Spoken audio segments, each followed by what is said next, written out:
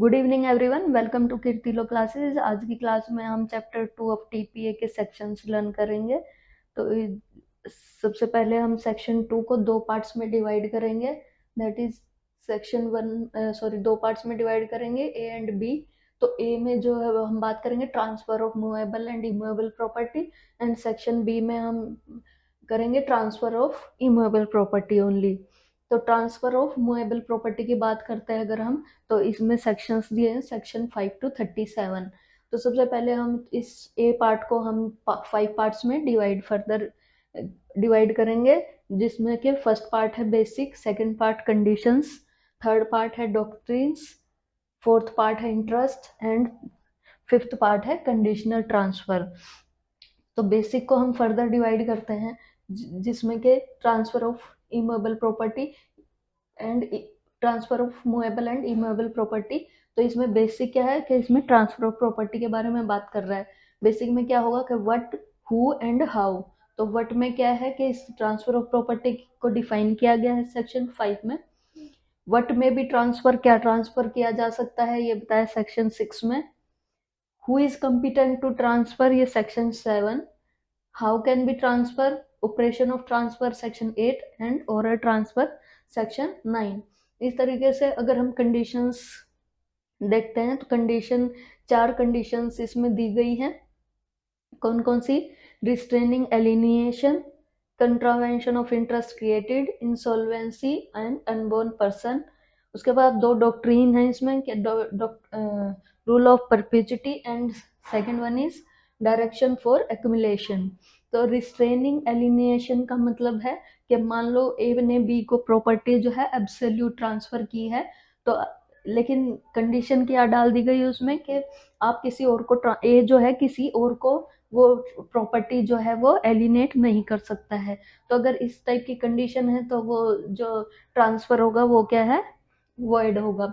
इसी तरीके से इंटरवेंशन ऑफ इंटरेस्ट क्रिएटेड, मतलब अगर कोई भी पर्सन कोई भी प्रॉपर्टी ट्रांसफर करते हुए उसका मैनर डिसाइड करता है कि इस तरीके से ही प्रॉपर्टी इंजॉय करनी है, तो वो भी कंडीशन क्या होगी, वैलिड कंडीशन नहीं मानी जाएगी।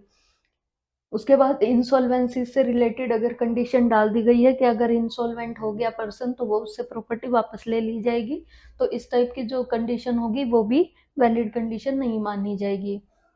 इसी तरीके से अनबॉर्न पर्सन को प्रॉपर्टी ट्रांसफर करते हुए कंडीशन दी गई है कि आपको एब्सोल्यूट ट्रांसफर करना पड़ेगा, आप लाइफ इंटरेस्ट ट्रांसफर नहीं कर सकते हैं अनबॉर्न पर्सन को। अब ये इंटरेस्ट क्या है, लाइफ इंटरेस्ट क्या है और एब्सोल्यूट इंटरेस्ट क्या है, ये हमने लास्ट वीडियो में हम इसको देख चुके हैं कि लाइफ इंटरेस्ट क्या है, एब्सोल्यूट इंटरेस्ट क्या है। इसी तरीके से रूल ऑफ परपेचुइटी के डेफिनेट इंडेफिनेट पीरियड के लिए कोई भी पर्सन जो है प्रॉपर्टी कंट्रोल नहीं कर सकता है, ये है डॉक्ट्रिन रूल ऑफ परपेचुइटी। इसी तरीके से एक और डॉक्ट्रिन है डायरेक्शन फॉर एक्यूमुलेशन, मतलब कि आप जो है प्रॉपर्टी से जो इनकम होती है लाइफ टाइम के लिए उस प्रॉपर्टी की इनकम को एक्यूमुलेट नहीं कर सकते हैं। तो ये जो है ये दो डॉक्ट्रिन है और चार इसमें कंडीशंस हैं। उसके बाद सिक्स्थ में हमने जैसे देखा कि रिस्ट्रेनिंग एलिनिएशन, मतलब एलिनिएशन से रिलेटेड अगर कंडीशन दी है तो वो सेक्शन 10 है। जो आपने इंटरेस्ट क्रिएट कर दिया है और उस पर अगर आप मैनर डिसाइड करते हैं कि आप किस तरीके से उस प्रॉपर्टी को एंजॉय करोगे, वो सेक्शन 11 है। इंसॉल्वेंसी से रिलेटेड अगर आपने कोई कंडीशन लगाई, वो सेक्शन 12। अनबोर्न पर्सन को किस तरीके से प्रॉपर्टी ट्रांसफर होगी, that is section 13। Doctrine rule of perpetuity section 14। उसके बाद सेक्शन 13 एंड 14 में जो कंडीशंस हैं, इस टाइप की कंडीशन के साथ अगर कोई ट्रांसफर होता है तो वो कहता है कि वो सिर्फ उस पर्सन से रिलेटेड ही जो ट्रांसफर होगा वो वॉइड होगा, पूरा जो ट्रांसफर है वो वॉइड नहीं होगा, मतलब सभी के लिए वो वॉइड नहीं होगा।